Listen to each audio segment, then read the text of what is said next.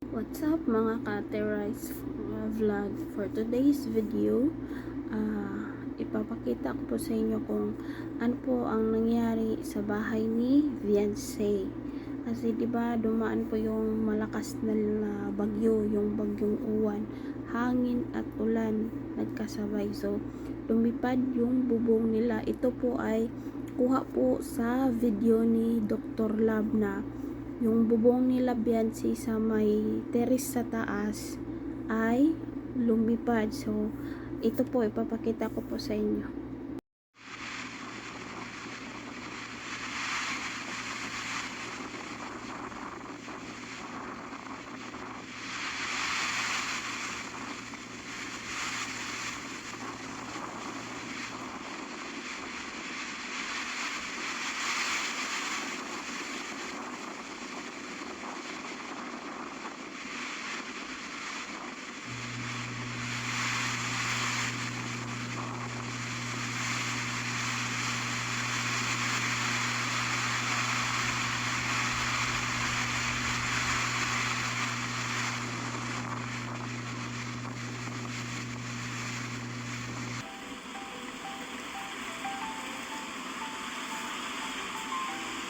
Oo.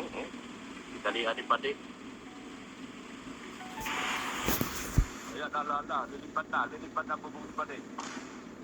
Ala. Lilipad na, oh. Ay, grabe. Lilipad na, oh. Ala. Ayan, oh. Ayun. Ala na. Wala, grabe. Okay. Lilipad na, oh. Ay, grabe, oh. Ala. Lakas ng hangin. Mga kalingap. Lilipad na yung bubong Pati, oh. Bahay ni Biancy, oh. Yan, oh. Ala. Oh. Ay. Ala, yun na. Wala na. Lilipad na talaga ang tuluyan yan. Wala na, sira na, oh. Ay, ala, yan na, oh. Ala, lakas. Oh. Lakas, oh. Ay, grabe. Ay, kawawa. Ay, wala na, oh. Winasak na ng hangin, oh. Winasak na ng hangin, mga kalingap.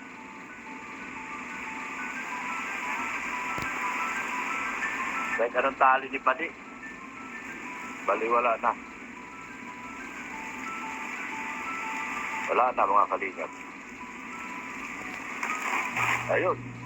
Wala na, nasira na talaga. Wala na. Wasak na, winasak ni Bagyo. Kawawa yung ano. Nawasak